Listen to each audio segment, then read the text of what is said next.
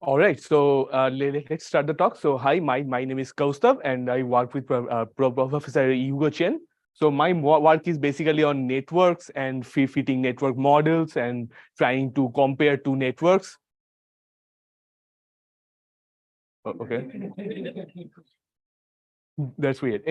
Anyway, so we will start with the basic structure. So we will give you a brief introduction on networks. Then we will go through the methods of estimation and hypothesis testing.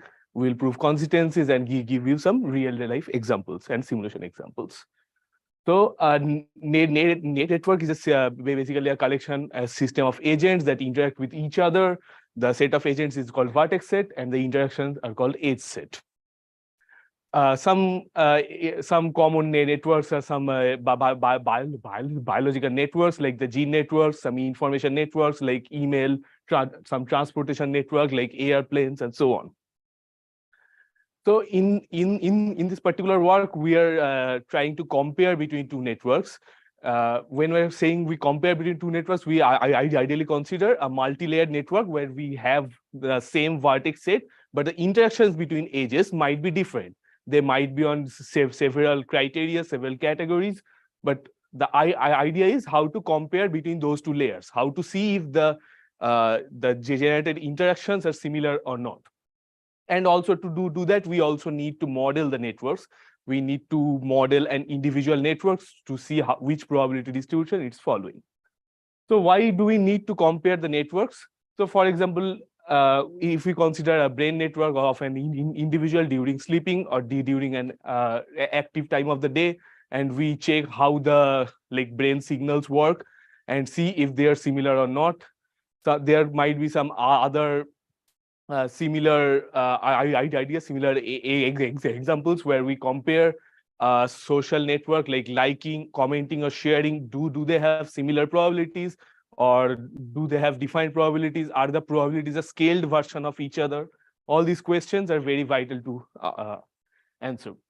So in this particular work, we want to do twofold. We want to do the things twofold. First of all, we want to learn how to model a network, and second of all, we learn how to compare between two networks. Now let's try to mathematically formulate our problem. So a network is a matrix. We can represent a network as a matrix with an 0-1 matrix or zero some value matrix, which is called the adjacency matrix. The value of the adjacency matrix, one element, is 0 if there is no edge between two vertices. Otherwise, it's just a weight of the edge. We consider undirected, unweighted network with no self loops. No self loops means all the diagonal elements will be 0. Undirected means it will be a symmetric matrix, and unweighted means it's a binary matrix, like 0 and 1. We want to fit all the probability distribution to each aij's. So that will be modeling a network. So the model we assume is a very simple model that all the aij's are independent and they follow Bernoulli Pij, where Pij's are specific values. They might or might not be same. These Pij's are parameter values, and the matrix of Pij is called a probability matrix. Now, to estimate all the Pij's, they are very hard because there are n square many parameters as a form of Pij, and there are n square many data points. So what we do, we generally try to reduce the number of parameters to a certain level that the estimation is better. So we consider particular graph models. One simple model is the Erdős-Renyi model, where all the Pij values are same as the small p. There can be other models like stochastic block model, Latin space model, and the model we work with, which is a random dot product graph model. Anyway, and that is all for the modeling of the network data. How do we compare two network data? Suppose we have two matrices A1 and A2 corresponding to two networks. So do they come from the same probability distribution? So that is the idea we are going with when we are saying that two networks are similar. So let's say A1 follows Bernoulli P1 and A2 follows Bernoulli P2. Then we want to test P1 equal to P2. That is a very simple test, and that is kind of like a stepping stone to all these network equivalence problems. Of course, this is only meaningful when we have the same vertex sets and labeled. Otherwise, comparing two probabilities coordinate-wise does not make sense. For random dot product graph model, we actually have an existing procedure in the semi-parametric method paper by Arthur Tang. So let's move on to the related work. So what is a random dot product graph model? So it's very simply A follows Bernoulli P, where P has a structure XX transpose. X is a n cross D matrix where D is very small with full column rank, which is D. So that means that number of parameters is now n times D instead of n squared. So that means if D is small enough, the number of parameters is reduced vastly from n squared to nt. For this RDPG model, by the structure, if you see, if you put an orthogonal matrix W transpose inside XX transpose, it will basically remain the same. So that means X not equal to XW will also give you the same probability matrix. And of course, as I mentioned, D is small and number of parameters is reduced to ND from n squared. For this particular estimation, so as I mentioned, our idea is to estimate the probability matrix. And in turn, we want to estimate the latent matrix X. So there is a particular method called adjacency spectral embedding. I'm not going into that.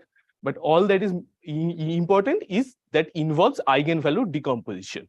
So by performing eigenvalue decomposition on the probability matrix, not probability matrix, the adjacency matrix, we can find the estimate, and from there we can estimate the probability using p hat equal to x hat transpose. And based on this, we can perform a hypothesis testing algorithm using Bootstrap with the following test statistic. So the Bootstrap algorithm can be shown in this picture. So suppose we have two matrices A1 and A2. We can compute the test statistic between A1 and A2, which is shown here. And from x1 hat and x2 hat, we generate two sets of Bootstrap resamples, compute the test statistic between them, and see how many test statistics are extreme or not. We do it for x1 hat, we do it for x2 hat. Yeah. Sure. The test statistic value is just a norm difference between x1 hat and x2 hat. And also, as I mentioned, there is an invariance property using the orthogonal transformation. So we minimize all over all the orthogonal transformations. Yeah. It's close to x1 hat minus x2 hat norm, but the W is the basically what I have stated. Like X and XW will give you the same probability matrix. So we minimize over all possible x2 hat Ws instead of only x2s. Okay. So as I mentioned, we can get the p values by this. So all this work have been already done in Tang et al.'s work. So the problem in their work. So first of all, finding the ASE requires spectral decomposition, the eigenvalue decomposition, which is order of n cube complex. So for big networks, it is very computationally expensive. For example, for a network of size 50,000, it can take over 1 week to perform the hypothesis testing. In fact, in their paper, they have considered a brain data network with something like 80,000 nodes, and they could not do it. So all these methods are consistent, of course. By consistent, that means that with high probability, the error bound will be smaller and everything. So our idea, our aim is, can we find a way to reduce the complexity while keeping the consistencies? So we use the idea of subsampling, which was like primarily mentioned in a master thesis by Bellum. So their idea was to use the subsampling in case of complex, to reduce the complexity of spectral clustering that involves eigenvalue decomposition. We will use the same idea here. So our aim is threefold. First of all, we want to use a divide and conquer algorithm such that it can be parallelized over multiple processors to save computation time. The overall complexity is reduced, the theoretical complexity, and of course, it has the consistencies. So there's 3 steps of subsampling. First of all, we split that into multiple subsamples. We use whatever we want to use on those subsamples, in our case, estimation, and we stitch all those estimates into one combined estimate. So that is a divide and conquer algorithm we are going to use. So let's try to move into the methods. So as I mentioned, let's say the network size is n. There are k many subsamples. So divide the whole vertex set V into V01 up to V0k. So why there is 0? We keep an overlap region.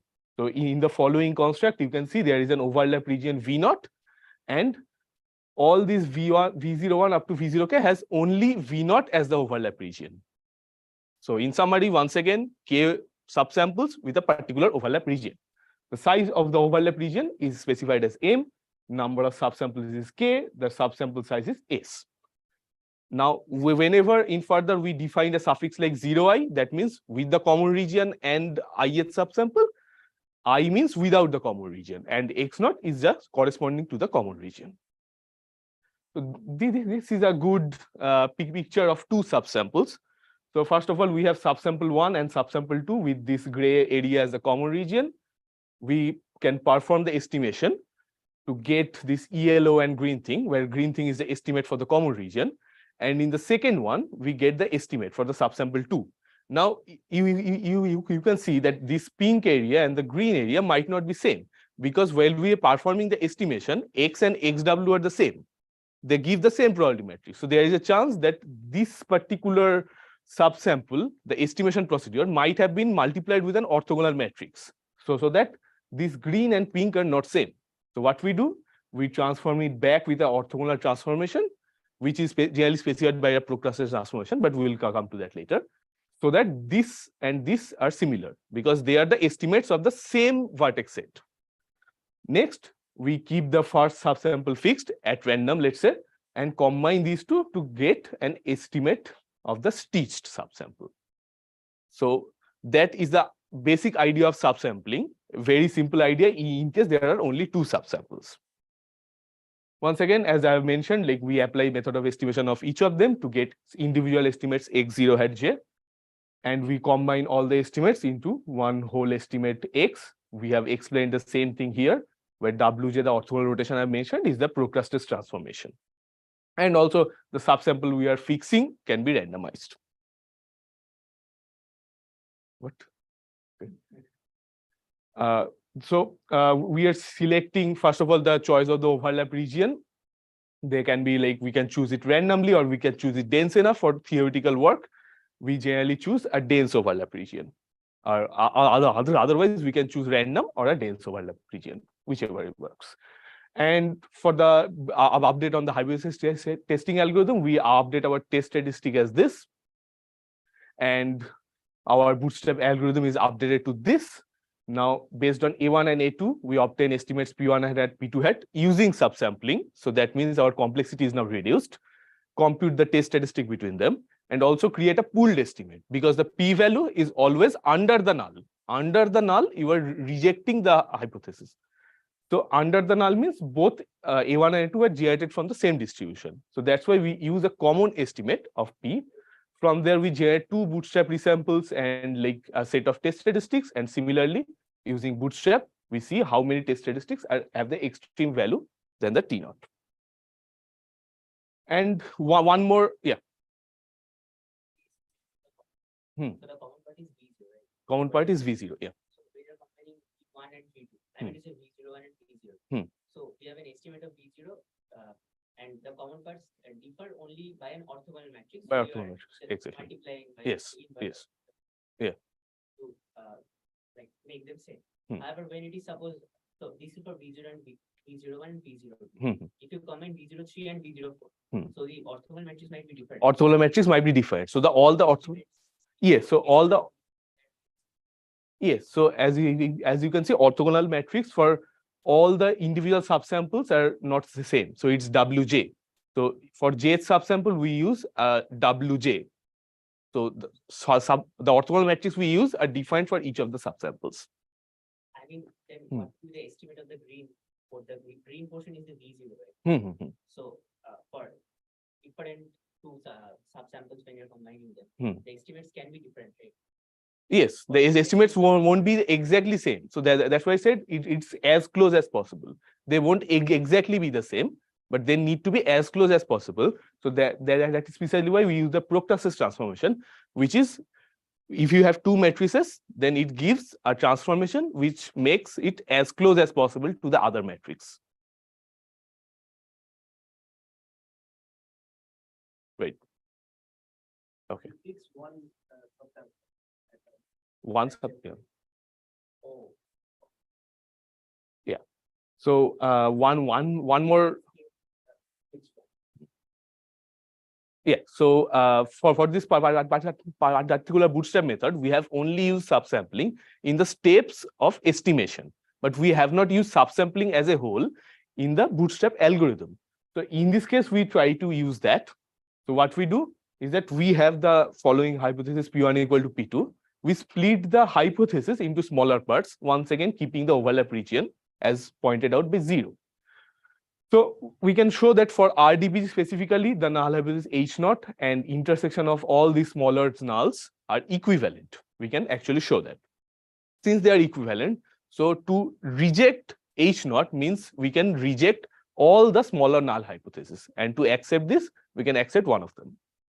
So the alternative idea for multiple testing can be structured as follows. So subsample first into smaller null hypothesis. We can perform testing on the smaller null hypothesis and obtain the p-values PA. And we can use multiple testing, some proper multiple testing to infer about rejection of H0.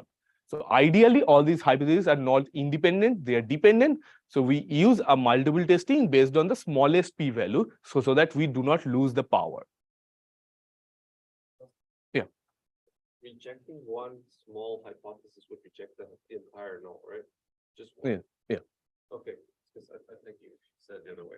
Oh, yeah. So if you want to reject one, I mean, if we have to like reject one small hypothesis, then that would make the entire hypothesis to get rejected, right? Yeah, yeah. All right. So there are like consistency theorems and stuff, and I'm guessing that they are like pretty boring, and like it's also the end of the time. So I won't go through all of them. But the idea is that for the subsample, if we use the subsampling, we have to specify two conditions. First of all, assumption on each of the sizes, like size of the overlap region, number of subsamples, and the subsample size. We have to specify all the parameters. So given all the parameters using a rate as an assumption and the dense enough subgraph, the first condition is basically what dense enough means, dense enough common region, we can show all the consistency theorems. So in summary, first one, with high probability, the norm difference between x at subsample and x is small o of k by n when k is lower than n, and 1 by n norm p hat minus p is also or small o of k by n. So all of them go to 0 with high probability. And also for the consistency of hypothesis testing, under H0 we expect the rejection region to be small, and under H1 we expect the rejection region to be large. So the consistency for the hypothesis testing is given as if the alternative is strong enough that P1 and P2 are far apart, then the rejection region, if we specify Tn greater than Q, where Q have some value, it is consistent. Furthermore, the third method, the multiple testing method, is also can be proved as consistent under the similar kind of assumption and similar strength of alternative condition. Okay, so we can show all these consistency results using theoretical properties and following the methods based on the Tang et al. Paper. Furthermore, we can generalize these models from a further model than RDPG, because in RDPG, Pi was theta I transpose theta j. Now we can generalize using a particular function and known function f instead of just inner product. F has to have certain properties like invariance and Lipschitz properties. So for that, we can similarly use the subsampling method, and all the consistency results will follow, as long as we have a basic model-specific consistency. So what that means is that if we have a consistency, we can use subsampling to update that and reduce the complexity. So all these are the consistency theorems that I'm not going over with. And the final part is the time complexity. So our main idea was to reduce the time complexity. Now, the actual time complexity of the estimation is order of n cube, and for the testing purpose, if we are using B bootstrap samples, then the order is Bn cube. So for the particular rate that we have defined, we can show that the complexity is reduced by n power 2 times 1 minus xi, where xi is the rate, like n power xi was the rate for the overlap region. So the complexity is reduced by a significant factor. Next one is a slightly generalized version of first case, where m was any function of n and k increases with small o of n by fn For that, the complexity is reduced by a factor of k square. Okay. K was the number of subsamples. K was the number of subsamples. Yes, our M was the size of the common region. Yeah. And as I've said, that the similar to the estimation, the hypothesis testing using Bootstrap will also have similar factor saved. And for the generalized method also, instead of n cube, we have some n power beta with beta greater than or equal to 2. For that as well, we have n power 1 minus I times beta minus 1. For the first case, the rate assumption, and the generalized rate assumption, we have k power beta minus 1 as the complexity. Okay. Finally, we have some simulation experiments. Our the things that we want to see is that the comparison between estimation without subsampling and with subsampling, and testing with subsampling with the Bootstrap procedure, and the multiple testing. Things to check for estimation, time and relative norm difference. We generate a probability matrix in this following way. We fix some parameter values. So first of all, we do not know actually what are the values of the overlap region and number of subsamples. So we do a grid search. We want less error and less time. So we can choose two optimal points of values of M and K, the overlap size and number of subsamples. For that, we can see that the time saving is 7 times for using subsample, and the error is increased from 4.43% to 8.71%. Similar things we can see from the whole table. This is the whole table based on like multiple values of K and multiple values of N. The same thing is done for N equal to 10,000 sampling. Here the time saving is for 14 times, and the error is still increased by some margin. This is the whole table.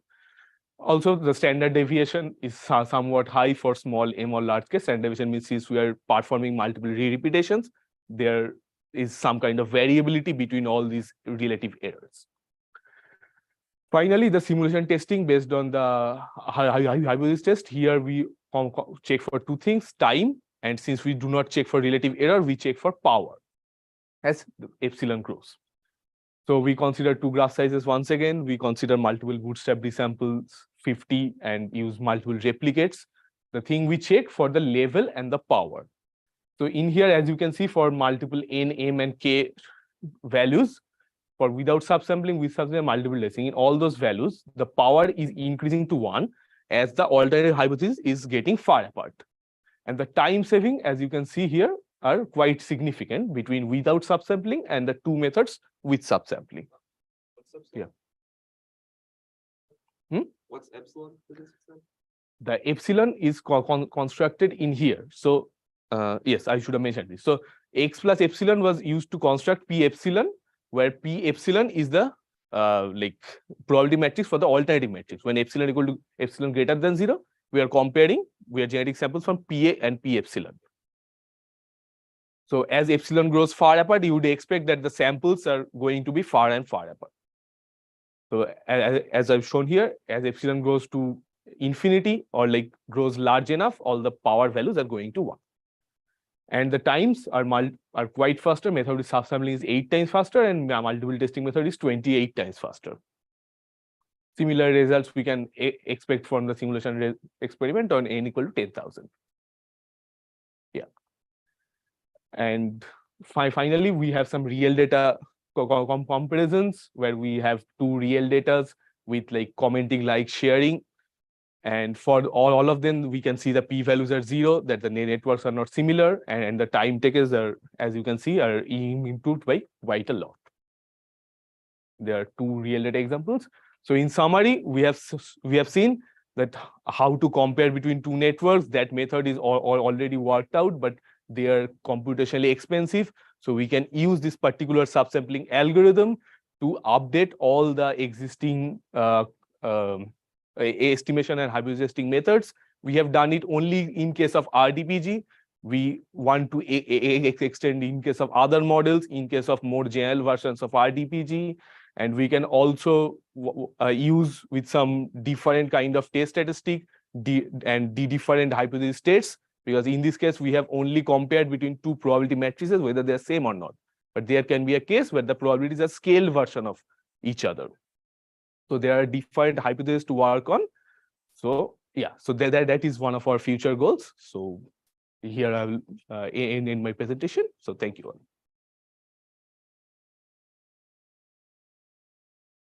Yeah. So scaled version means all the probabilities are, let's say the, okay. We don't have time for Questions for later. Have something to talk about it. Yeah. Let's thank Kaustav again. Thank you very much. Next up, we have Within 25 minutes. I had a stop and, as well. they'll talk about his work. I had a stop as well. Oh, really? Within 25 minutes. Thanks for inviting. Oh.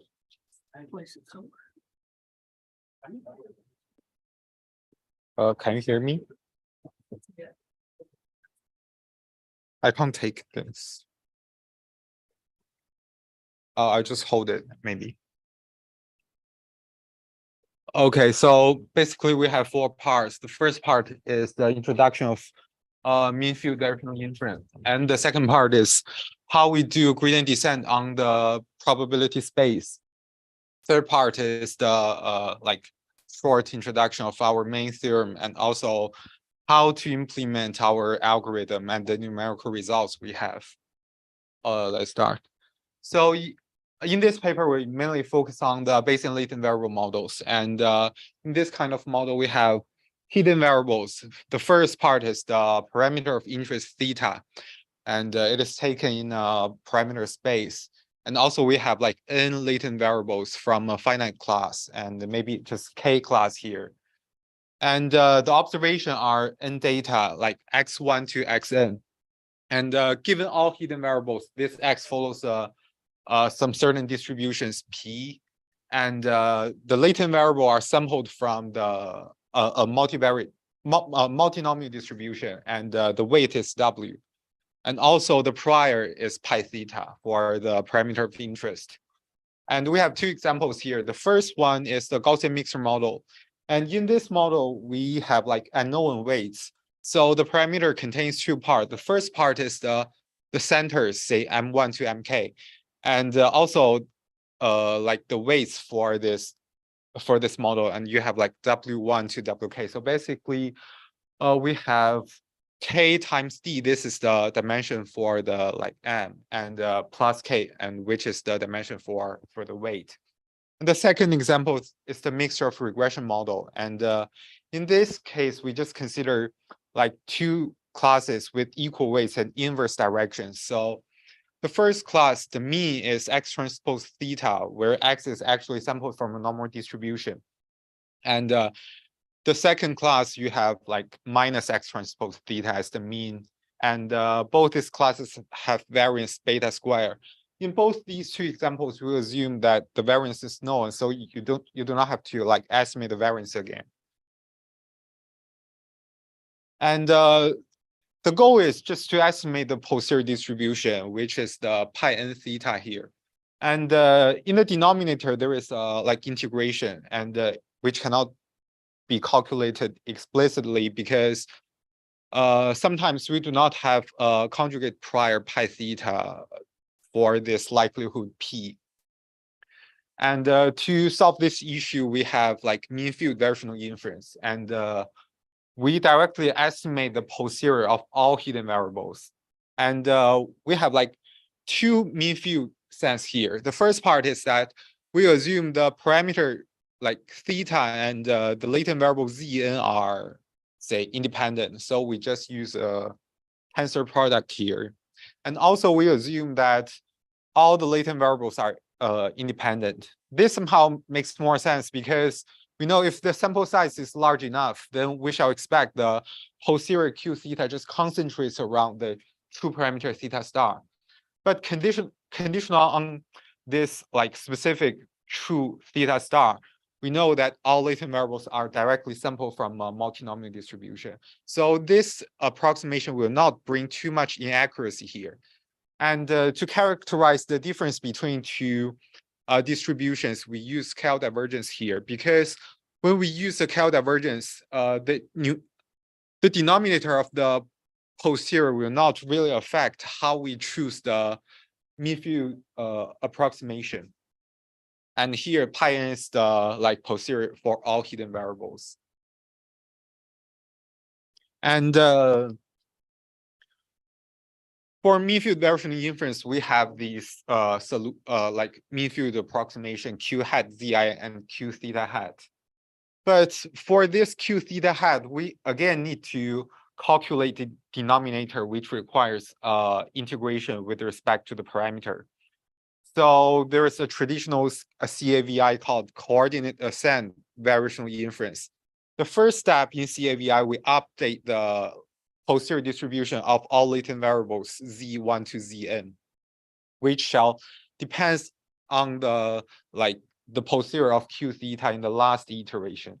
And next step, we update the posterior distribution of the parameter theta by using the latest distribution of all latent variables QZIT plus 1. However, the problem is that we still need to calculate the integration here. So I think in CAVI, we still need the conjugate prior to calculate this Q theta T plus 1. Therefore, we propose an alternating minimization method. So the first step is the same as the one in CAVI, but in the second step, we rewrite the Cal divergence optimization problem, but directly write it as a optimization problem on the space of probabilities. And we can see there are like two terms for the objective functional. The first part is we call it a potential energy part because it is there's a direct integration with respect to Q theta, and the second part is the negative entropy. We just call it entropy term, and this UN is the potential energy function, which depends on the all observations we have from x1 to xn. And since we want to optimize a functional, so let's have a short review about the convex optimization. So in the Euclidean space, when we want to optimize the convex function, say f, there are basically some methods. For example, the first one, proximal point method. It is that if you want to estimate fx, then in each iteration we add an say L2 penalty there, so that in each iteration we do not move too far away from the last iterate. And the second one is the gradient descent. I think everyone knows it. Basically, we just approximate the fx by the first order Taylor expansion. But because it is approximation, so if you want to guarantee that this approximation is good enough, usually we need the continuity of f. But sometimes if, say the function contains two parts, so a continuous part and a discontinuous part, we cannot use the gradient descent method directly, but like proximal gradient descent or proximal point method. And when the step size tau goes to 0, both of these two method converges to a continuous dynamics on the Euclidean space, which is we call it a gradient flow in the Euclidean space. So in the optimal transport, so in our problem, since we want to estimate this, optimize this Vn Q theta T. So in each step, we'll again plus a regularizer here to control the distance we move in the consecutive two iterates. So the problem is how we choose this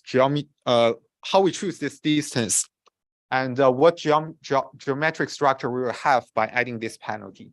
And here we just apply the Walsh-Sane distance here. And first, let's give a short introduction of the Walsh-Sane space. This is first defined by Munch's transport problem, is that we have two measures mu and nu on two different spaces, say x and y, and we wanna like put the mu, move the mu to nu, and for each x in the space capital X, we have a point, and we move to a new point in y, say tx. The cost is the L2 norm of the distance. Right. And because we want to move all the mass from x to y, so we do integration here. But maybe there are like lots of ways to transport the stuff in x to y. So we take the infimum here. So I put a diagram here, like we have two space X and Y, and T is mapped from X to Y. Then T sharp here maps a measure on X to a measure on Y. And we need that T sharp exactly map mu to nu, so we have a constraint there. But sometimes this set is empty, means we do not have any like transform map satisfy this problem, because Munch's problem doesn't allow us to split the mass on X. For example, in each X, we have to map all the mass to Tx. But in Kontarovich's problem, it allows us to separate the mass on the space X. So in this case, we just consider the coupling of mu and nu, which satisfy this problem. Like the first marginal distribution is mu, and the second marginal is nu. And instead of the integration is instead of like consider x minus tx squared, but x minus y squared here. And specifically, if the mu is absolutely continuous, then there actually exists a unique optimal transform map T star. And the optimal coupling pi star actually satisfies this equation, but this is not that important to introduce our method. And we can also show that this space is metric space. And we want to also define the convexity on the Wasserstein space, because when we do optimization problem in the Euclidean space, we need the convexity, smoothness, and more like say strong convexity, and we also need to define it here. But first, we should define the like the line on the Wasserstein space. In the Euclidean space, the line can be defined in the following two methods. The first one is that you find the shortest line just connecting 2 points. Then this is directly a straight line. And the second way is that, let me see. Oh, I forgot what I want to. Oh, the second way is that you stand here and you choose a direction and you just move along this direction. Then this is a straight line. Actually, in Wasserstein space, we also have these two definitions, and they're actually the same. But here we just say the geodesics on the Wasserstein space is the shortest curve that connecting 2 points. And then we can define the lambda strong convexity along geodesics as what we do in the Euclidean space. You have, for example, at time t, you have this like inequality, and lambda is say something greater or equal to 0. We have several examples for convex functionals. First, the potential energy functional. This is the like first part of our objective function. And when this V is strongly convex in the Euclidean space, we know this functional is strongly convex on the Wasserstein space. And also the second part is, the second one is the negative entropy, which is also the second part of the object functional in our problem. But we shall notice that the negative entropy is not continuous. This is quite different from the Euclidean space, because we know in RD, if a function is convex, then it is continuous.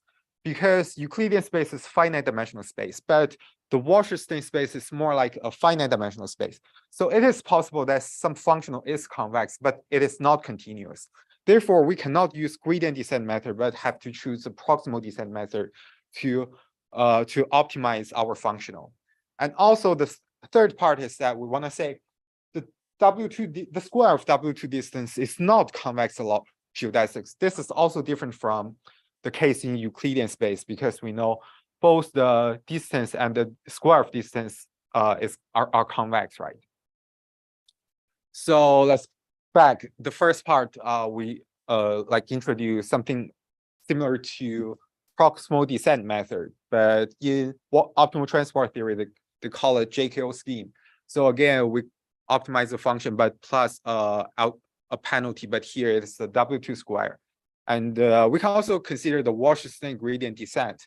But in this case, we need this functional f to be continuous. And it also requires some gradient structure, but I'm not gonna introduce here, but it can be written like in a more formal way. And as in the Euclidean space, we also have the one-step contraction lemma. Like if we do a JQ scheme and V is convex, basically we have a convex functional for F, then for example, if we take this pi to be the optimal point of this FKL, then basically this is smaller than this part. So this one is positive. Then the right-hand side actually is smaller than the first term. And you have like a constant that is greater than 1. So we know this W2 distance is actually like decreasing when we doing more and more iterations. So in this case, we have the mean field variational inference via Wasserstein gradient flow algorithm. So the first part, again, we just update the distribution of latent variables. But the second part, we add a W2 regularizer there to get in like the posterior of in the next iterate. And this object functional Vn contains 2 parts. The first part is the potential energy, and the second part is the negative entropy. And as we mentioned before, we wanted this potential energy to be strongly convex along the geodesics. So we need the potential energy function like this NUN minus log pi theta to be convex in the Euclidean space. But sometimes we do not have a log concave prior, which means that minus log pi theta may not be convex. But we can notice that if n is large enough, since this UN theta has, it's some like have order capital O1, then you times the n there, it should be n times some lambda. So when n is large enough, and if say log pi theta has bounded operator norm, then we shall expect that this one finally gets to be convex when n gets larger and larger. So why it's just out of curiosity, why it's called potential energy? Just because it's a push forward functional on Wasserstein spaces. I mean the other one is on regularizer. Entropy is quite understandable the name. But why it's called potential energy? I think it's from physics. I'm not really sure about it. Because it corresponds to the focal point, the velocity field of the focal point. Oh, maybe, yeah. Like it may be related to PD problems. So I didn't get that. Also, you have a focal point equation that is a PD that describes the motion, you know what I'm saying? And that function of is actually the gradient of the gradient of that is actually corresponds to that velocity field of that. Therefore, it's the potential. Okay. No, yeah. I thought it's like working as a push forward. The push forward should be the transport map, but not this function. Yeah. And this is our theorem. So we have like several assumptions, but I just list the most important parts here. First, we need this UN theta mu to be convex, but because we're making statements, so we have to consider the expectation of this UN theta and then use like the concentration inequality for matrix to guarantee the convexity of this UN theta, but that is not the important part here. And we assume this U theta mu is convex for all mu, say have finite second order moments and is absolutely continuous. And here, let gamma be the operator norm of this missing data information matrix. So somehow we can think lambda, if a function is like has better convexity, then somehow you can think we have more information. But this gamma characterizes how many informations we lost, because this one we consider the information is that contained in the latent variables, but we cannot observe the latent variables. So the more information we lost, the harder this optimization problem is, right? So somehow we need that lambda over gamma should be greater than 2, means that we cannot lose too much information. And then under mild conditions, if the initialization is good enough, then we have this contraction, say, statement. Rho is some constant between 0 to 1. So this essentially said your algorithm is linearly converted. Right. And sketch of the proof. The first part, we use a one-step contraction lemma. And then we just consider the last term of this inequality. And we like analyze the higher order term, then finally we get this iterates. And here we notice that we need this 1 plus tau lambda greater than 1 plus 2 tau gamma. So that is actually decreasing, and this requires lambda to be greater than 2 gamma. Yeah, and to implement our method, basically we need to solve this optimization problem, right? And we just discussed 2 methods for solving this. The first one is by using the Longterm and Dynamics approach. And recall that the J-cosine actually is this kind of like optimization problem. And when tau goes to 0, we shall expect that it converges to a continuous dynamics on the Wasserstein space as well. And so we have the derivative with respect to time equals to minus gradient of this functional. And when we formally written it, and it is actually the divergence of something, but it's not really matters.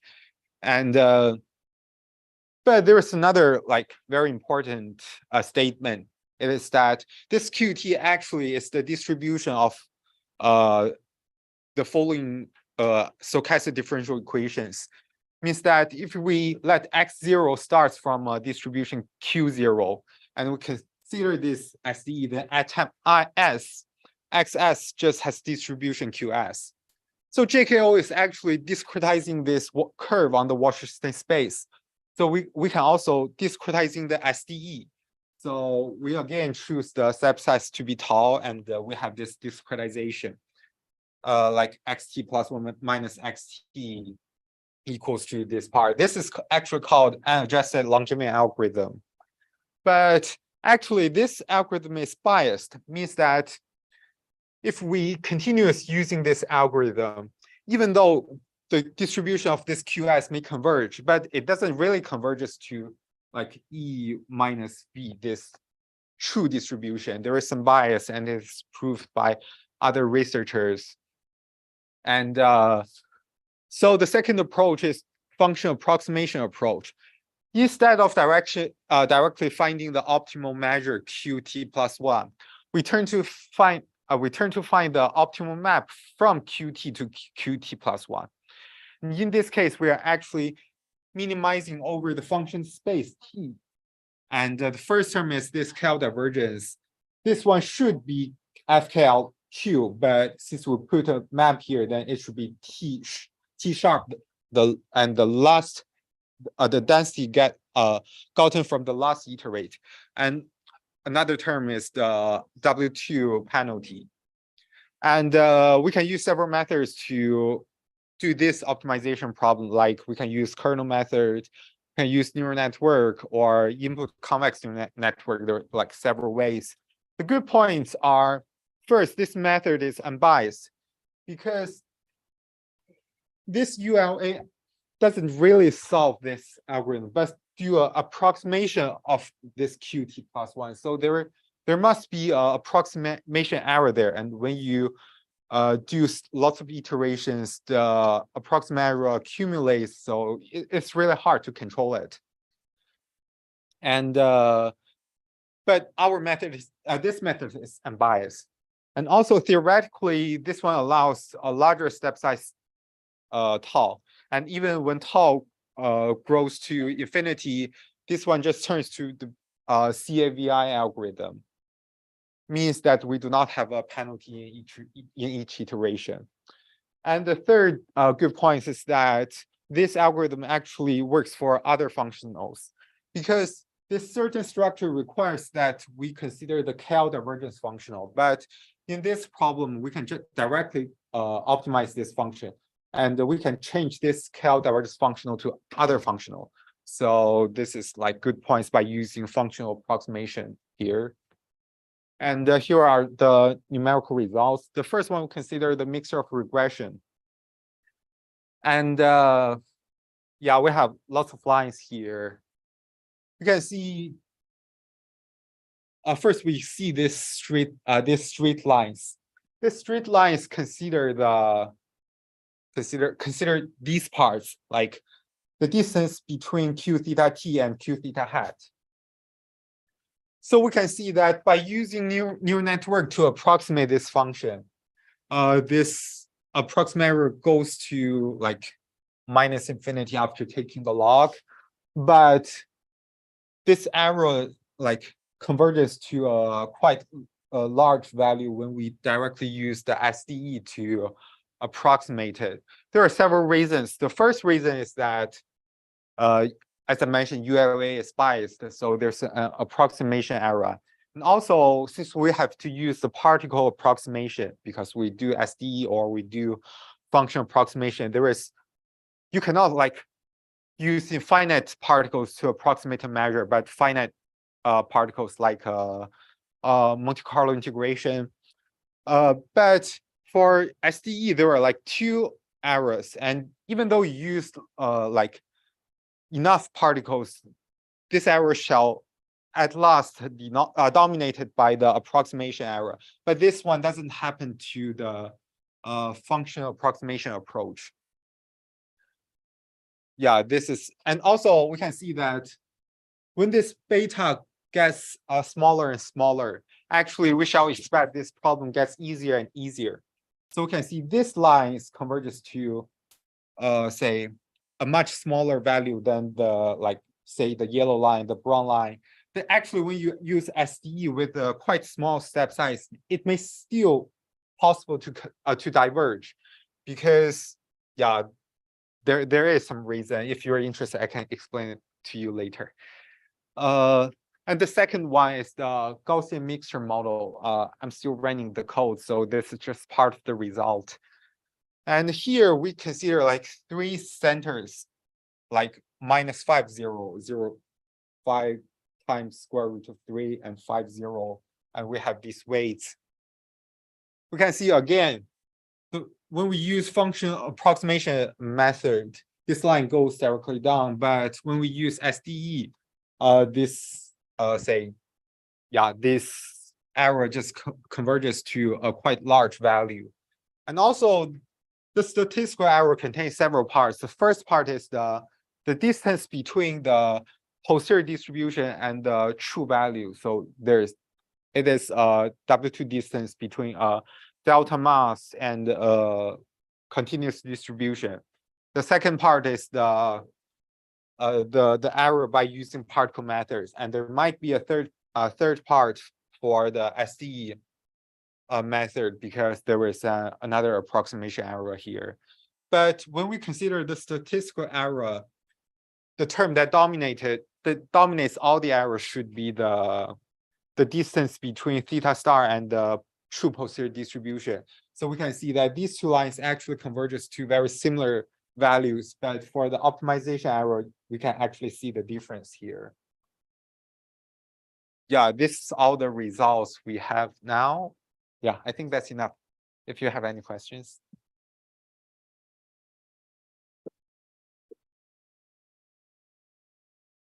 I have. Sure. Can you go to the beginning? In the very beginning, probably. Yes. Or Yeah, the one before. Yeah. Yeah. So, correct me if I'm wrong. So you would like to optimize some a lower bound on the maximum likelihood that you have over there, right? Yeah. That's the goal. There are conventional methods that you mentioned, they're doing it. Mhm. So, but what you're gonna do to this computation thing is that you are saying, okay, let's go to another space that we said, okay, that's a lower bound on that probability is good. Mm. So basically you are transporting what you have to some good space that you like. Actually, it should be the same space. We only consider the parameter space, right? So basically, when we apply this optimal transport to our problems, we just consider x equals to y to the parameter space. So we're actually trying to find a better and better mass on the parameter space. I mean, the probability is the same as x here.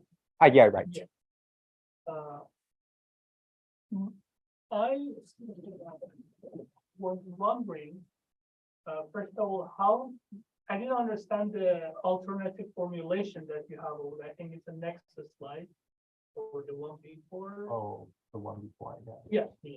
So Can you explain a bit more about this formulation, how this like the posterior and also the Oh, likelihood turn into this? this is just the CAVI actually. It is just this one. But you rewrite this part.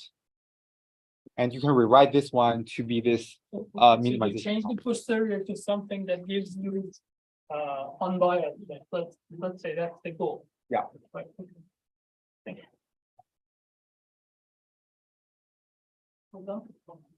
I think Any no questions? questions. Okay.